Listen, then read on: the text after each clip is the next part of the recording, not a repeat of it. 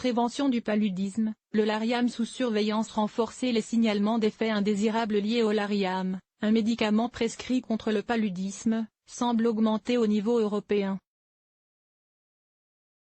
Les voyageurs seront mieux informés des risques et des moyens de se protéger contre cette maladie transmise par les moustiques.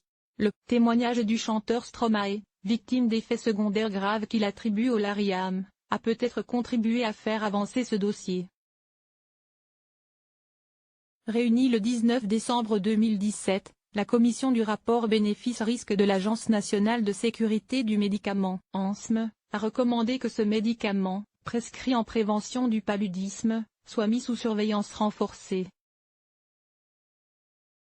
Le Lariam, dont la molécule est la mefloquine, est disponible uniquement sur ordonnance, mais il n'est pas remboursé par la sécurité sociale. Il peut, chez certaines personnes, déclencher de l'anxiété, une dépression, une psychose, des cauchemars. Depuis 2014, une carte remise à chaque patient avertit de ces risques et incite à consulter au moindre doute. Lariam est d'ailleurs contre-indiqué en cas d'antécédent de maladie psychiatrique. Selon la commission de l'ANSM, les signalements d'effets indésirables attribués au Lariam sont restés stables en France entre 1er janvier 2016 et septembre 2017. Néanmoins, ils ont augmenté au niveau européen.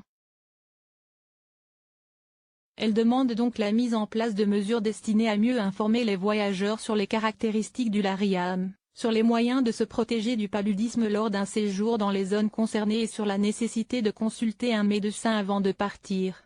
En 2016, le paludisme a touché environ 4700 personnes en métropole, un chiffre stable par rapport à 2015. Une dizaine de décès sont enregistrés chaque année en France. Ces caddies d'importation avaient été infectés lors d'un séjour en zone endémique, essentiellement l'Afrique subsaharienne.